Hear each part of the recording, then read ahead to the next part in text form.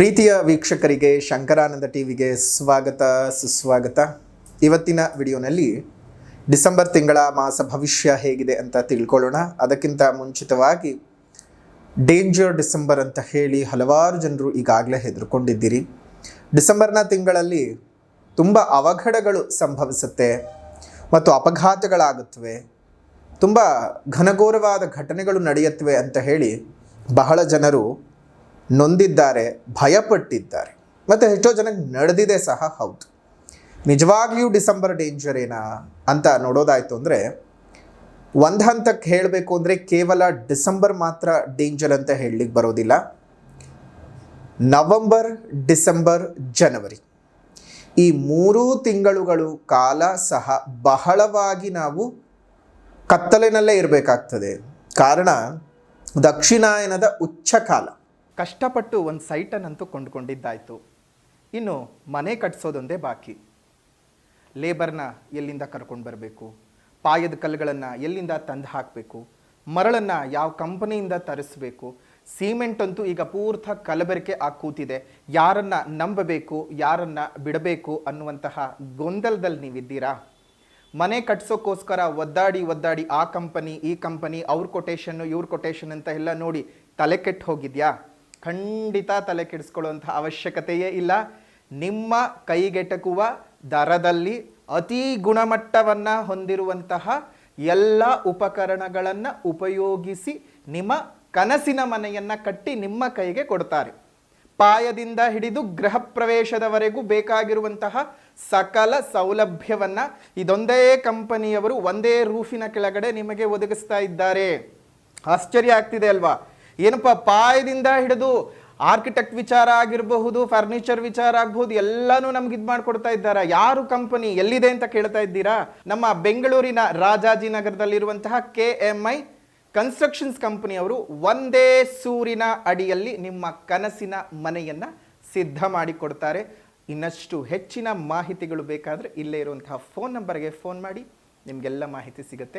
ಈ ಕಾರ್ತಿಕ ಅಮಾವಾಸ್ಯೆಯಿಂದ ಪ್ರಾರಂಭವಾದರೆ ಮಕರ ಸಂಕ್ರಮಣದವರೆಗೂ ಸಹ ಬಹಳ ಘನಘೋರವಾದ ಘಟನೆಗಳು ಪ್ರಕೃತಿಯಲ್ಲಿ ನಡೀತಾ ಹೋಗುತ್ತೆ. ಅದಕ್ಕೆ ನಾವು ನವಂಬರ್, ಡಿಸೆಂಬರ್, ಜನವರಿ ಅಂತ ಹೆಸರಿಟ್ಕೊಳ್ಬಹುದೇ ಹೊರತು ನಮ್ಮ ಆಧ್ಯಾತ್ಮಿಕ ದೃಷ್ಟಿಯಲ್ಲಿ ನೋಡೋದಾಯಿತು ಅಂತ ಹೇಳಿದ್ರೆ, ಹಿಮಂತ ಋತು ಅಥವಾ ಹೇಮಂತ ಋತು ಏನು ಪ್ರಾರಂಭವಾಗುತ್ತೆ ಮತ್ತು ಸಂಕ್ರಮಣದ ಕಾಲ, ಮಕರ ಸಂಕ್ರಮಣದ ಕಾಲದವರೆಗೂ ಸಹ ದಕ್ಷಿಣಾಯನದ ಪರಮ ಉಚ್ಚ ಕಾಲ ಇರುತ್ತೆ ನೋಡಿ. 5:30-6 ಗಂಟೆ ಆಗ್ತಾ ಇದ್ದ ಹಾಗೆ ನಮ್ಗೆ ಎಂಥ ಕತ್ತಲಾಗೋಗುತ್ತೆ ಅಲ್ವಾ? ಇನ್ನು 6:30 ಆಗೋಯ್ತು ಅಂದರೆ ಪೂರ್ತಿ ಕಗ್ಗತ್ತಲು ಆವರಿಸ್ಕೊಳ್ಳುವಂಥ ಕಾಲ.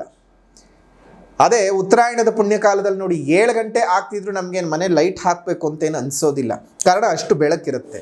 ಅಂದರೆ ವಾತಾವರಣದಲ್ಲೇ ಇಷ್ಟು ಬದಲಾವಣೆಯನ್ನು ನಾವು ನೋಡ್ತಾ ಇರ್ತೇವೆ. ಈ ವಾತಾವರಣದಲ್ಲೇ ಇಷ್ಟು ಬದಲಾವಣೆ ಇದ್ದಾಗ ಯಾಕೆ ವಾತಾವರಣದಲ್ಲಿ ಬದಲಾವಣೆ ಆಗುತ್ತೆ? ಪ್ರಕೃತಿ ಬದಲಾವಣೆ. ಸೂರ್ಯನ ಸ್ಥಾನ ಅಲ್ಲದೆ ಇದ್ರೂ ಚಲನೆಯ ಬದಲಾವಣೆಯಿಂದಾಗಿ ನಮಗಿಷ್ಟೆಲ್ಲ ಪರಿವರ್ತನೆಗಳಾಗ್ತಾ ಇರುತ್ತೆ. ಸೊ ಹಾಗಾಗಿ ಜನವರಿ 14ನೇ ತಾರೀಕಿನವರೆಗೂ ಪ್ರತಿಯೊಬ್ಬರೂ ಅಷ್ಟೇ ತುಂಬ ಜಾಗರೂಕತೆಯಿಂದ ಇರಬೇಕು. ದಕ್ಷಿಣಾಯನದ ಪ್ರಮೋಚ್ಚ ಕಾಲದಲ್ಲಿದ್ದೇವೆ. ಮಾನಸಿಕ ಸ್ಥಿತಿಗತಿಗಳು ತುಂಬ ಏರಿಳಿತವಾಗ್ತಾ ಇರುತ್ತವೆ. ಸಣ್ಣ ಪುಟ್ಟ ವಿಚಾರಗಳು ದೊಡ್ಡ ದೊಡ್ಡ ಮಟ್ಟಕ್ಕೆ ಮಾನಸಿಕ ವ್ಯಥೆಗೆ ಕಾರಣ ಆಗ್ತಾ ಇರುತ್ತೆ. ಚಿಂತೆಗಳು ಜಾಸ್ತಿ ಆಗ್ತಾ ಇರುತ್ತವೆ. ಮಾಡುವಂತಹ ಕೆಲಸ ಕಾರ್ಯಗಳ ನಮಗೆ ಒಂದು ಕ್ಲಾರಿಟಿ ಅನ್ನೋದು ಸಿಕ್ಕೋದಿಲ್ಲ. ವ್ಯಾಪಾರ ವ್ಯವಹಾರಗಳಲ್ಲಂತೂ ನಿಮಗೆ ಬಹಳ ತಲೆ ಕೆಟ್ಟು ಗೊಬ್ಬರ ಹಿಡ್ದಿರುತ್ತೆ. ಏನು ಮಾಡಬೇಕು, ಏನು ಬಿಡಬೇಕು ಅನ್ನುವಂತಹ ವಿಚಾರಗಳು ಗೊತ್ತಿಲ್ಲದೆ ಒದ್ದಾಡ್ತಾ ಇರ್ತೀರಿ. ಹಾಗಾಗಿ ಡಿಸೆಂಬರ್ ಮಾತ್ರ ಅಲ್ಲ, ಜನವರಿ 14ನೇ ತಾರೀಕಿನವರೆಗೂ ಸಹ ಎಲ್ಲರೂ ಬಹಳ ಜಾಗರೂಕತೆಯಿಂದ ಇರಬೇಕು. ವಾಹನ ಅಪಘಾತಗಳು ತುಂಬ ಆಗೋ ಚಾನ್ಸಸ್ ಜಾಸ್ತಿ ಇದೆ. ಹುಷಾರು. ವಾಹನಗಳನ್ನು ಯೂಸ್ ಮಾಡ್ತಕ್ಕಂಥವ್ರು ಸ್ವಂತ ವಾಹನಗಳಾಗಲಿ ಯಾವುದೇ ಆಗಲಿ ವಾಹನಗಳನ್ನು ಚಾಲನೆ ಮಾಡುವಂತಹ ಸಂದರ್ಭದಲ್ಲಿ ಜಾಗ್ರತೆಯಾಗಿ ಚಾಲನೆಯನ್ನು ಮಾಡ್ತಾ ಬನ್ನಿ. ಇನ್ನು ಡಿಸೆಂಬರ್ ತಿಂಗಳಲ್ಲಿ ಬದಲಾವಣೆ ಆಗುವಂತಹ ಗ್ರಹಗಳ ಬಗ್ಗೆ ಮಾಹಿತಿಯನ್ನು ನೋಡೋದಾಯಿತು ಅಂತ ಹೇಳಿದ್ರೆ, 5ನೇ ತಾರೀಕು 12ನೇ ತಿಂಗಳು 2025ಕ್ಕೆ ಮಿಥುನ ರಾಶಿಗೆ ಗುರು ವಕ್ರೀಗತನಾಗಿ ಪ್ರವೇಶ ಮಾಡ್ತಾ ಇದ್ದಾನೆ ನೋಡಿ. ಇಷ್ಟು ದಿವಸ ಗುರುಬಲ ಮತ್ತು ಗುರುಬಲ ಕೆಲ ರಾಶಿಗಳಿಗಿತ್ತು, ಕೆಲವು ರಾಶಿಗಳಿಗೆ ಈಗ ಹೋಗುತ್ತೆ. ಅಂದರೆ ತನ್ನ ಮೂಲಸ್ಥಾನ ಮತ್ತೆ ಪುನಃ ದೀರ್ಘ ಸಂಚಾರವಾಗಿರ್ತಕ್ಕಂಥ ಮಿಥುನ ರಾಶಿಗೆ ಪ್ರಯಾಣ ಬಳಸ್ತಾ ಇದ್ದಾನೆ ವಕ್ರೀಗತನಾಗಿ ಗುರು. ಇನ್ನು 6ನೇ ತಾರೀಕು 12ನೇ ತಿಂಗಳು 2025ಕ್ಕೆ ವೃಶ್ಚಿಕ ರಾಶಿಗೆ ಬುಧ ಪ್ರವೇಶ ಮಾಡ್ತಾ ಇದ್ದಾನೆ. ಇನ್ನು 7ನೇ ತಾರೀಕು 12ನೇ ತಿಂಗಳು 2025ಕ್ಕೆ ಧನಸ್ಸು ರಾಶಿಗೆ ಕುಜ ಪ್ರವೇಶ ಮಾಡ್ತಾ ಇದ್ದಾನೆ. ಇನ್ನು 15ನೇ ತಾರೀಕು 12ನೇ ತಿಂಗಳು 2025ಕ್ಕೆ ಧನಸ್ಸು ರಾಶಿಗೆ ರವಿಯು ಪ್ರವೇಶ ಮಾಡ್ತಾ ಇದ್ದಾನೆ. ಇನ್ನು 20ನೇ ತಾರೀಕು 12ನೇ ತಿಂಗಳು 2025ಕ್ಕೆ ಧನಸ್ಸು ರಾಶಿಗೆ ಶುಕ್ರ ಪ್ರವೇಶ ಮಾಡಿದ್ರೆ 29ನೇ ತಾರೀಕು 12ನೇ ತಿಂಗಳು 2025ಕ್ಕೆ ಬುಧನು ಧನಸ್ಸು ರಾಶಿಗೆ ಪ್ರವೇಶ ಮಾಡ್ತಾ ಇದ್ದಾನೆ. ಈ ಒಂದು ಗ್ರಹಗಳ ಸ್ಥಾನದ ಬಲಾನುಬಲಗಳ ಆಧಾರದಲ್ಲಿ ಯಾವ ರಾಶಿಯವರಿಗೆ ಈ ಗ್ರಹಗಳ ಸ್ಥಾನದ ಬಲಾಬಲಗಳ ಆಧಾರದಲ್ಲಿ ರಾಶಿ ಭವಿಷ್ಯ ಹೇಗಿದೆ, ಈ ತಿಂಗಳ ಮಾಸಿಕ ಭವಿಷ್ಯ ಹೇಗಿದೆ ಅನ್ನೋದನ್ನು ನೋಡೋಣ. ನೋಡಿ, ಮಕರ ರಾಶಿಯವರ ಡಿಸೆಂಬರ್ ತಿಂಗಳ ಮಾಸ ಭವಿಷ್ಯ ಹೇಗಿದೆ ಅಂತ ಗಮನಿಸೋದಾಯಿತು ಅಂತ ಹೇಳಿದ್ರೆ, ನೋಡಿ 5ನೇ ತಾರೀಕಿಗೆ ನೀವು ಗುರುಬಲವನ್ನು ಕಳ್ಕೊಳ್ತಾ ಇದ್ದೀರಿ. ಶನಿ ಬಲವಂತೂ ಇದ್ದೇ ಇದೆ ತೃತೀಯ ಸ್ಥಾನದಲ್ಲಿ. ಆದರೆ ಅದೆಷ್ಟೋ ಜನರ ಕಂಪ್ಲೇಂಟ್ ಏನಪ್ಪ ಅಂತ ಹೇಳಿದ್ರೆ, ಗುರುಗಳೇ 7.5 ಮುಗೀತು ಅಂತ ಹೇಳ್ತಿದ್ದೀರಿ, ಸುಮಾರು ತಿಂಗಳಿಂದ ಹೇಳ್ತಿದ್ದೀರಿ, ಆದರೆ ನಮ್ಮ ಕಷ್ಟ ಮಾತ್ರ ಕಳೀತಾ ಇಲ್ಲ. 7.5 ನಡಿಬೇಕಾದ್ರೆ ಯಾವ ರೀತಿಯಾದ ಕಷ್ಟವಿತ್ತು, ಇವತ್ತು ಸಹ ನನಗೆ ಅದೇ ರೀತಿಯಾದಂತಹ ಕಷ್ಟವಿದೆ, ಅದರಿಂದ ನಾನು ಮುಕ್ತನಾಗೋಕ್ಕೆ ಸಾಧ್ಯವಾಗ್ತಾ ಇಲ್ಲ. ಮುಕ್ತಿ ಯಾವಾಗ ಅಂತ ಕೇಳ್ತಾ ಇದ್ದೀರಿ. ನೋಡಿ, ಒಂದ್ಸಲ ನಿಮ್ಮ ಜನ್ಮ ಜಾತಕವನ್ನು ತೋರಿಸ್ಕೊಳ್ಳಿ. ಕಷ್ಟ ಕೇವಲ 7.5ಇಂದನೇ ಬರಬೇಕು ಅಂತ ಏನಿಲ್ಲ. ನಡೀತಿರುವಂತಹ ಗ್ರಹದ ದಶಾಭುಕ್ತಿಯ ಆಧಾರಗಳು ಅಥವಾ ಬೇರೆ ಬೇರೆ ಇನ್ಯಾವುದೇ ರೀತಿಯಾದಂತಹ ಗ್ರಹದ ಕಾಂಬಿನೇಷನಿಂದ ಬಂದಿರುವಂತಹ ತಾಪತ್ರಯಗಳು, ಇವುಗಳೆಲ್ಲ ಸೇರಿಕೊಂಡು ನಿಮ್ಮ ಬದುಕನ್ನು ಹಳ್ಳ ಹಿಡಿಸ್ತಾ ಇರುತ್ತವೆ. ಹಾಗಾಗಿ 7.5 ನಿಮ್ಮ ಜೀವನಕ್ಕೆ ಕೆಟ್ಟದ್ದು ಮಾಡಬೇಕು ಅಂತೇನಿಲ್ಲ. 7.5 ನಿಮ್ಮನ್ನು ಅತ್ಯುನ್ನತವಾದಂತಹ ಸ್ಥಾನದಲ್ಲೂ ಸಹ ಕರ್ಕೊಂಡು ಹೋಗಿ ಕೂಡಿಸುವಂತಹ ಸಾಧ್ಯತೆಗಳು ಅತಿ ಹೆಚ್ಚಿಗೆ ಇದ್ದಾವೆ. ಸೊ ಹಾಗಾಗಿ ಈ ಒಂದು ಸಂದರ್ಭದಲ್ಲಿ ನೀವುಗಳು ಮಾಡ್ಕೊಳ್ಬೇಕಾಗಿರೋದು ಏನಪ್ಪ ವಿಚಾರ ಅಂತ ಬಂದಾಗ, ಮೊದಲನೇದಾಗಿ ನೀವು ಮಾಡ್ಕೊಳ್ಬೇಕಾಗಿರೋದೇನಪ್ಪ, ಫಸ್ಟ್ ನಿಮ್ಮ ಜನ್ಮ ಜಾತಕವನ್ನು ತೋರಿಸ್ಕೊಳ್ಳಿ. ಏನು ದಶೆ ನಡೀತಿದೆ, ಏನು ಭುಕ್ತಿ ನಡೀತಿದೆ, ಯಾವ ಸಮಯ ನಡೀತಿದೆ, ಒಳ್ಳೇದಿದೆಯಾ ಕೆಟ್ಟದ್ದಿದೆಯಾ ತಿಳ್ಕೊಂಡು, ಒಳ್ಳೇದಿದ್ದರೆ ಸಂತೋಷ, ಕೆಟ್ಟದ್ದಿದ್ದರೆ ಅದಕ್ಕೆ ಬೇಕಾಗಿರುವಂತಹ ಪರಿಹಾರದ ಕ್ರಮಗಳನ್ನು ಮಾಡ್ಕೊಳ್ಳಿ. ಜಾತಕವನ್ನು ತೋರಿಸ್ಕೊಳ್ಬೇಕು ಅಂದರೆ ಇಲ್ಲೇ ಇರತಕ್ಕಂತಹ ಫೋನ್ ನಂಬರ್ಗೆ ಮೆಸೇಜ್ ಮಾಡಿ, ವಾಟ್ಸಪ್ನ ಮುಖಾಂತರವಾಗಿ ಕಾಂಟ್ಯಾಕ್ಟ್ ಮಾಡಿ, ನಿಮಗೆ ಸಂಪೂರ್ಣವಾದ ಮಾಹಿತಿಯನ್ನು ಕೊಡ್ತಾರೆ. ಅದರ ರೀತಿಯಲ್ಲಿ ನೀವು ಜಾತಕವನ್ನು ತೋರಿಸ್ಕೊಂಡು ಜೀವನ ಸರಿ ಮಾಡ್ಕೊಳ್ಳಿ. ಇನ್ನು ಮಕರ ರಾಶಿಯವರಿಗೆ 2025ರ ಕ್ಯಾಲೆಂಡರ್ ತಿಂಗಳ ಕೊನೆಯ ತಿಂಗಳಾಗಿರ್ತಕ್ಕಂತಹ ಈ ಒಂದು ಡಿಸೆಂಬರ್ನ ತಿಂಗಳಲ್ಲಿ ವಿರೋಧಿಗಳು ಹೆಚ್ಚಿಗೆ ಆಗ್ತಾರೆ. ಇದಕ್ಕಿದ್ದ ಹಾಗೆ ನಿಮಗೆ ಒಂದಿಷ್ಟು ಮಾನಸಿಕವಾಗಿ ಬಹಳ ಏರಿಳಿತಗಳು ಉಂಟಾಗ್ತಕ್ಕಂಥದ್ದು, ದೈಹಿಕವಾಗಿ ಕಾಯಿಲೆಗಳು ಉಂಟಾಗ್ತಕ್ಕಂಥದ್ದು, ವ್ಯಾಪಾರ ವ್ಯವಹಾರಗಳು ತುಂಬ ನಷ್ಟವನ್ನು ತಂದುಕೊಡ್ತಕ್ಕಂಥದ್ದು, ಕೋರ್ಟು ಕಚೇರಿ ವ್ಯಾಜ್ಯಗಳೇನಾದರೂ ಇತ್ತು ಅಂತ ಹೇಳಿದ್ರೆ ಅದು ನಿಮ್ಮ ಕೈಗೂಡದೆ ಹೋಗಬಹುದು. ಬಹಳ ಸಂಕಷ್ಟಗಳು ಜಾಸ್ತಿ ಆಗುತ್ತೆ. ಉದ್ಯೋಗಿಗಳಿಗೆ ಉದ್ಯೋಗದ ಸ್ಥಳದಲ್ಲಿ ಕಿರಿಕಿರಿಗಳು ಜಾಸ್ತಿ ಆಗುತ್ತೆ. ವಸ್ತ್ರಾಭರಣಗಳನ್ನು ಖರೀದಿ ಮಾಡಿ ಒಂದಷ್ಟು ಹಣದ ನಷ್ಟವನ್ನು ಮಾಡ್ಕೊಳ್ತೀರಿ. ಯಾಕಂದರೆ ನಿಮ್ಗಲ್ಲಿ ತೊಗೊಳ್ಬೇಕಾದಾಗ ಚೆನ್ನಾಗಿದೆ ಅಂತ ನೆನೆಸ್ಬಿಡುತ್ತೆ. ಆಮೇಲೆ ಕೊಂಡ್ಕೊಂಡ ಮೇಲೆ ಯೋಚನೆ ಮಾಡ್ತೀರಿ, ಇದಕ್ಕಷ್ಟು ಬೆಲೆ ಕೊಟ್ಟದ್ದು ಸರಿ ಇದೆಯೋ ತಪ್ಪಿದೆಯೋ ಅನ್ನುವಂತಹ ಯೋಚನೆ ಈ ರೀತಿಯಾಗೆಲ್ಲ ಬಂದ್ಬಿಡುತ್ತೆ. ಸೊ ಹಾಗಾಗಿ ಸ್ವಲ್ಪ ಜಾಗ್ರತೆಯಾಗಿರಿ. ಏನೇ ಖರ್ಚು ಮಾಡಬೇಕಾದಾಗಲೂ ಯೋಚನೆ ಮಾಡಿ ಖರ್ಚು ಮಾಡಿ. ಸುಮ್ಮನೆ ಖರ್ಚು ಮಾಡೋಕ್ಕಂತೂ ಹೋಗಬೇಡಿ. ಅದರ ಅವಶ್ಯಕತೆ ಏನು, ಅನಿವಾರ್ಯತೆ ಏನು, ಅದರ ಒಂದು ಮೌಲ್ಯ ಏನು ಅಂತ ತಿಳ್ಕೊಂಡು ಖರ್ಚು ಮಾಡಿ. ವಿರೋಧಿಗಳು ಜಾಸ್ತಿ ಆಗ್ತಾನೆ ಹೋಗುತ್ತೆ. ಹಣಕಾಸಿನ ಒಳಹರಿವು ಕಡಿಮೆ ಆಗುತ್ತೆ, ಖರ್ಚುಗಳು ಜಾಸ್ತಿ ಆಗ್ತಕ್ಕಂತಹದ್ದು. ದೇಹದಲ್ಲಿ ಅನಾರೋಗ್ಯಗಳು ಜಾಸ್ತಿ ಉತ್ಪತ್ತಿ ಆಗ್ತಾನೆ ಹೋಗುತ್ತೆ.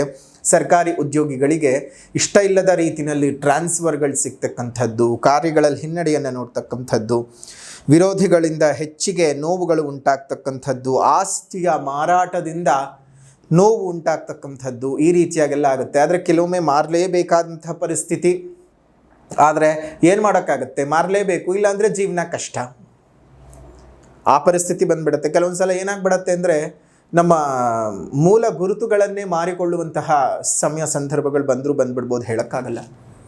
ಹುಟ್ಟು ಬೆಳೆದಂತಹ ಜಾಗ, ಹುಟ್ಟು ಬೆಳೆದ ಮನೆ ಕೊಡಲೇಬೇಕು. ಏನು ಮಾಡೋದಕ್ಕಾಗುತ್ತೆ? ಸಾಮರ್ಥ್ಯ ಇಲ್ಲ ಉಳಿಸ್ಕೊಳ್ಳೋದಕ್ಕೆ, ಶಕ್ತಿ ಇಲ್ಲ, ಚೈತನ್ಯ ಇಲ್ಲ, ಬೇರೆಯವರಿಗೆ ಕೊಡಬೇಕು. ಗುರ್ತೇ ಮಾಯ ಆಗಿ ಹೋಗ್ಬಿಡುತ್ತಲ್ವ. ಅಷ್ಟು ವರ್ಷ ಇದ್ದದ್ದು, ಬದುಕಿದ್ದು, ಜೀವಿಸಿದ್ದು, ಅತ್ತಿದ್ದು, ನಕ್ಕಿದ್ದು, ಅಳಿಸಿದ್ದು, ನಗಿಸಿದ್ದು, ಗುರುತೇ ಮುಖ್ಯ ಮನುಷ್ಯನಿಗೆ. ಏನು ಮಾಡೋಕ್ಕಾಗತ್ತೆ? ಗುರುತನ್ನು ಮಾರ್ಕೊಳ್ಬೇಕು, ಗುರುತನ್ನು ಕಳ್ಕೋಬೇಕು. ಕಳ್ಕೊಳ್ಳೋದು ಕಷ್ಟವೇ, ಮಾರ್ಕೊಳ್ಳೋದು ಕಷ್ಟವೇ. ಏನೇ ಆದರೂ ನೆನಪಿನಲ್ಲಿರುತ್ತೆ ಅನ್ನೋದಷ್ಟು ಸತ್ಯ. ಭಗವಂತ ಮನುಷ್ಯನಿಗೆ ಒಂದು ವರ ಕೊಟ್ಬಿಟ್ಟಿದ್ದಾನೆ, ಮರೆತು ಹೋಗೋದು. ಆ ಮರೆವು ಅನ್ನುವಂತಹ ವರ ಎಷ್ಟು ಒಳ್ಳೆಯದು ಅಂತಂದರೆ ಅಷ್ಟೇ ಶಾಪವೂ ಸಹ ಹೌದು. ನೌಕರರಿಗೆ ಉದ್ಯೋಗದಲ್ಲಿ ಬಹಳ ಹಿನ್ನಡೆಗಳು ಉಂಟಾಗ್ತಾ ಹೋಗುತ್ತೆ. ಕೆಲಸ ಕಾರ್ಯಗಳಲ್ಲಿ ಕಿರಿಕಿರಿಗಳು ಜಾಸ್ತಿ ಆಗುವಂಥದ್ದು, ಬರಬೇಕಾದಂತಹ ಪ್ರಮೋಷನ್ ನಿಂತು ಹೋಗುವಂತಹ ಸಾಧ್ಯತೆಗಳಿದ್ದಾವೆ. ಒಂದಷ್ಟು ಕಿರಿಕಿರಿಯ ವಾತಾವರಣ ಔದ್ಯೋಗಿಕ ಸ್ಥಳದಲ್ಲಿರುತ್ತೆ. ಸಹೋದ್ಯೋಗಿಗಳೊಟ್ಟಿಗೆ ಮನಸ್ತಾಪಗಳು ಹೆಚ್ಚಿಗೆ ಉಂಟಾಗುವ ಸಾಧ್ಯತೆಗಳಿದ್ದಾವೆ. ವ್ಯಾಪಾರಸ್ಥರಿಗೆ ವ್ಯಾಪಾರದಲ್ಲಿ ಹಿನ್ನಡೆಗಳನ್ನು ನೋಡ್ತೀರಿ. ಧನ ಅಧಿಕವಾಗಿ ಲಾಭ ಬಂದರೂ ಖರ್ಚುಗಳು ಸರಿಸಮನಾಗಿ ನಿಂತ್ಕೊಂಡು ಸಂಪಾದನೆ ಮಾಡಿದ್ದನ್ನು ಯಾವುದನ್ನು ಉಳಿಸ್ಕೊಳ್ಳೋಕ್ಕಾಗದ ಪರಿಸ್ಥಿತಿಯು ಬಂದ್ಬಿಡತ್ತೆ. ಧನಲಾಭ ಇದ್ರೂ ಅದೇ ರೀತಿಯ ಖರ್ಚುಗಳು ಇದ್ದಾವೆ. ಒಂದಷ್ಟು ಮಿತ್ರರಿಂದ ಸಹಾಯಗಳನ್ನು ಪಡ್ಕೊಳ್ತೀರಿ. ವ್ಯಾಪಾರಕ್ಕೆ ವ್ಯವಹಾರಕ್ಕೆ ಸಾಲ ಸೋಲಗಳನ್ನು ಮಾಡ್ಕೊಳ್ತೀರಾ. ಸ್ವಲ್ಪ ಹುಷಾರು. ಯಾಕೆ ಕಾರಣಕ್ಕೋಸ್ಕರ ಸಾಲವನ್ನು ಮಾಡ್ಕೊಳ್ತಿದ್ದೀನಿ, ಬೇಕೇ ಬೇಕಾ ಸಾಲ ಅನ್ನುವಂಥದ್ದನ್ನು ಯೋಚನೆ ಮಾಡಿ ಸುಮ್ಮನೆ ಯಾವುದಾವುದಕ್ಕೋ ಕೈ ಹಾಕಿ ಕೈನ ನಷ್ಟ ಮಾಡ್ಕೊಳ್ಳೋಂಥ ಅವಶ್ಯಕತೆ ಇಲ್ಲ.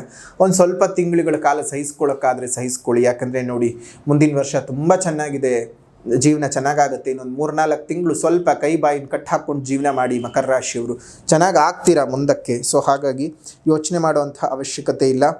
ಇನ್ನು ಕುಟುಂಬದಲ್ಲಿ ಕಲಹಗಳು ಜಾಸ್ತಿ ಆಗ್ತಾನೆ ಹೋಗುತ್ತೆ, ಮನಸ್ತಾಪಗಳು ಜಾಸ್ತಿ ಆಗುತ್ತೆ, ಅಶಾಂತಿಗಳು ಜಾಸ್ತಿ ಆಗುವಂಥದ್ದು, ಎಲ್ಲ ಕೆಲಸ ಕಾರ್ಯಗಳು ಸಹ ಸ್ಥಗಿತವಾಗುವಂಥದ್ದು, ಯಾವುದರಲ್ಲೂ ನೆಮ್ಮದಿ ಇಲ್ಲದ ವಾತಾವರಣನ ನೋಡ್ತೀರಾ. ಹುಷಾರು ಹುಷಾರು ಹುಷಾರು. ಕೆಲಸ ಕಾರ್ಯಗಳು ನೀವು ಅಂದ್ಕೊಂಡ ರೀತಿಯಲ್ಲಿ ಸಾಗಲ್ಲ. ನಿಮಗೆಲ್ಲದರಲ್ಲೂ ತೊಂದರೆಗಳೇ ಹೆಚ್ಚು, ತಾಪತ್ರಯಗಳೇ ಹೆಚ್ಚು. ಮಕರ ರಾಶಿಯವರಿಗೆ ಈ ಡಿಸೆಂಬರ್ ತಿಂಗಳು ಬಹಳ ಡೇಂಜರ್ ಆಗಿದೆ. ಹುಷಾರು. ನಿಮ್ಮ ಆರೋಗ್ಯ, ನಿಮ್ಮ ಮನೆಯ ಹಿರಿಯರ ಆರೋಗ್ಯ, ತಂದೆ ತಾಯಿ ಆರೋಗ್ಯ, ಒಡ ಹುಟ್ಟಿದವರ ಪ್ರತಿಯೊಬ್ಬರ ಆರೋಗ್ಯನೂ ಕಾಳಜಿ ಮಾಡಿ. ಯಾವುದಕ್ಕೂ ಸಹ ದೇವರ ಅನುಗ್ರಹವನ್ನು ಪಡ್ಕೋತಾ ಹೋಗಿ. ಶುಭವಾಗಲಿ ನಿಮಗೆ ಅಂತ ಹೇಳ್ತಾ ಈ ಒಂದು ವಿಶೇಷವಾದಂತಹ ಡಿಸೆಂಬರ್ ತಿಂಗಳ ಮಾಸ ಭವಿಷ್ಯ ಇದಾಗಿತ್ತು. ಇನ್ನು ಪರಿಹಾರದ ವಿಭಾಗ ಅಂತ ಬಂದಾಗ ಮೊದಲನೇದಾಗಿ ಸಾಮಾಜಿಕ ಪರಿಹಾರ. ಪ್ರಕೃತಿಯನ್ನು ಉಳಿಸಿ, ಪ್ರಕೃತಿಯನ್ನು ಬೆಳೆಸಿ, ಇನ್ನಿತರ ಜೀವ ಜಂತುಗಳಿಗೆ ಒಂದಿಷ್ಟು ಆಸರೆಯಾಗಿರಿ. ಮುಂದಿನ ಪೀಳಿಗೆ ಚೆನ್ನಾಗಿರ್ಬೇಕಂದ್ರೆ ಇವತ್ತೇ ಹಸಿರನ್ನು ಉಳಿಸ್ಕೊಳ್ಬೇಕು. ಹಸಿರನ್ನು ಉಳಿಸ್ಕೊಳ್ಳೋದ್ರ ಬಗ್ಗೆ ಪ್ರತಿಯೊಬ್ಬರು ಕಾಳಜಿಯನ್ನು ಮಾಡಿ. ನಿಮ್ಮ ಸುತ್ತಮುತ್ತ ಇರತಕ್ಕಂಥ ಉದ್ಯಾನವನಗಳಲ್ಲಿ ಒಂದೊಂದು ಹಣ್ಣಿನ ಗಿಡಗಳನ್ನು ಕೊಟ್ಟು ಪೋಷಣೆ ಮಾಡಿಸಿ. ಅದರಿಂದ ಮುಂದಿನ 4-6 ವರ್ಷಗಳಲ್ಲಿ ಆ ಗಿಡವು ಬೆಳೆದು ನಿಂತು ಹಲವಾರು ರೀತಿಯಲ್ಲಿ ಪ್ರಾಣಿಗಳಿಗೆ, ಪಕ್ಷಿಗಳಿಗೆ ಆಹಾರವನ್ನು ಮತ್ತು ಆಸರೆಯನ್ನು ಕೊಡ್ತಾ ಇರುತ್ತೆ. ನಮ್ಮೆಲ್ಲರಿಗೂ ಪ್ರಾಣವಾಯುವನ್ನು ಕೊಡ್ತಾ ಇರುತ್ತೆ. ಅದನ್ನು ನೋಡಿದಂತಹ ನೀವೇ ಸಂತೋಷ ಪಡಬಹುದು. ಪಶುಗಳನ್ನು, ಪಕ್ಷಿಗಳನ್ನು, ಪ್ರಕೃತಿಯನ್ನು ಕಾಪಾಡಿದ್ದಕ್ಕೆ ಪಶುಪತಿನಾಥನು ನಿಮ್ಮನ್ನು ಹರಸಿ ಹಾರೈಸ್ತಾನೆ. ಜೀವನ ಸುಖವಾಗುತ್ತೆ, ಸೌಖ್ಯವಾಗುತ್ತೆ. ಶುಭವಾಗಲಿ.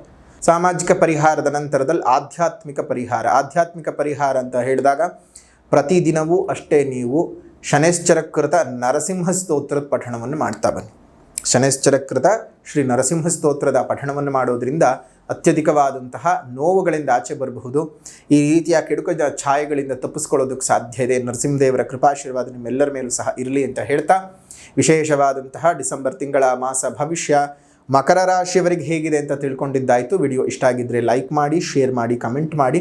ಮತ್ತೊಂದು ವಿಡಿಯೋನಲ್ಲಿ ಭೇಟಿ ಮಾಡ್ತೇವೆ. ಅಲ್ಲಿವರೆಗೂ ನಮಸ್ಕಾರ. ಲೋಕಾ ಸಮಸ್ತ ಸುಖಿನೋ ಭವಂತು, ಸಕಲ ಸನ್ಮಂಗಳಾನಿ ಭವಂತು, ಸರ್ವೇ ಜನಾಃ ಸುಖಿನೋ ಭವಂತು, ಸಮಸ್ತ ಸನ್ಮಂಗಳಾನಿ ಭವಂತು.